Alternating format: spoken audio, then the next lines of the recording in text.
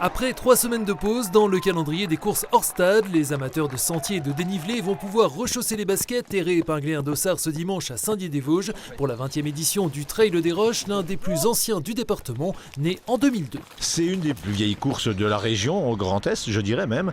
Et sa renommée, c'est déjà dû, je pense, à l'organisation, au groupe d'organisateurs, à nos partenaires qui sont la mairie de la ville de Saint-Dié-des-Vosges et surtout, en premier lieu, le parcours que les gens prennent dans nos massifs qui ne sont pas très hauts, mais qui sont très durs, et avec une ligne de crête magnifique qui fait que le parcours est devenu une référence, je pense. Avec pour tous notamment la fameuse montée des Schlitter dès les premiers kilomètres.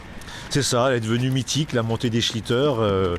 Et souvent, je vois dans la montée des Schlitter des gens qui s'entraînent à faire un chrono dans la montée des Schlitter. Donc c'est vraiment une référence sur le parcours.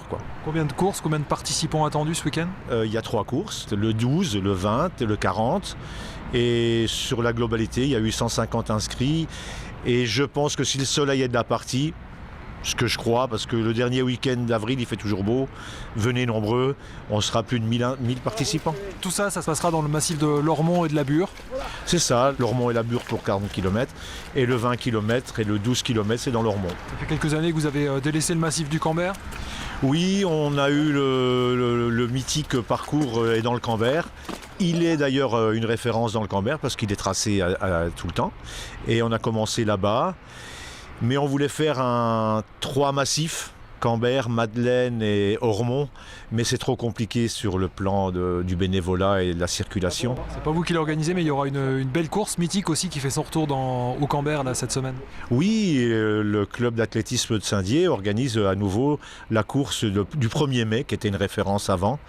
Et donc qui est une marche et une course aussi organisée par le club d'athlétisme. C'est comme beaucoup d'organisations, c'est plus vous qui gérez les inscriptions en direct, mais est-ce qu'on peut donner quelques noms de favoris ou peut-être des gens qui se sont manifestés ? Là pour l'instant j'en ai pas, mais en même temps notre objectif c'était pas d'avoir forcément des têtes d'affiche. Elles viennent, de toute façon elles viennent, mais c'était pour faire une course que chacun ait sa chance. Quand il y a une tête d'affiche qui arrive, on est très heureux. On a eu Dawa Sherpa qui est venu, c'était déjà une référence. On a eu Stéphane, on a eu toutes ces personnes-là qui sont des références sur la course du trail.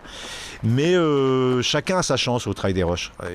Et souvent, c'est même un inconnu qui arrive et qui fait un podium parce que il n'est pas référencé et ça change très vite dans le trail. Il y a des références qui sont là une année, l'année d'après, ils font autre chose et c'en est un autre qui arrive. C'est un sport qu'on dit jeune, mais ça fait quand même plus de 20-25 ans que ça existe. Ça commence à dater quand même. La soixantaine de bénévoles du Trail des Roches vous attend donc ce dimanche à Saint-Dié-des-Vosges. Départ du 40 km à 7h30, 9h30 pour le 20 km, 10h pour le 12 au pied de la Tour de la Liberté.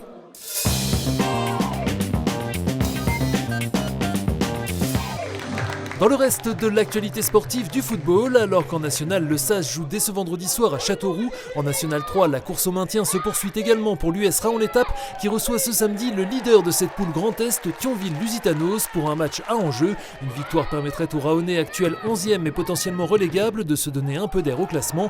Les Mosellans pourraient eux quasiment valider leur montée à 3 journées du terme. Coup d'envoi à 18h au stade Paul Gasser.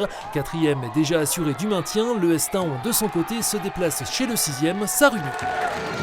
Encore au programme ce samedi, l'épilogue de la saison du SAS Volley. Battus lors de la dernière journée à Avignon, les Spinaliens ne peuvent plus prétendre à la première place et au titre honorifique de champion de France d'élite, mais auront à cœur de conserver la 2e et surtout de bien finir à domicile face à Arles, une formation du milieu de tableau. Premier service à 19h au gymnase Viviane. Regarde la mentalité, on se bat jusqu'au bout. Fin de saison également pour l'effort basket Mirecourt qui recevra dimanche Sainte-Marie aux Chênes. Là encore, hors course pour la montée et le podium, les Mircursiens en rang serré espèrent terminer sur une bonne note face à une formation moins bien classée. Entre deux d'envoi dimanche à 15h30 en salle Claude Aquin.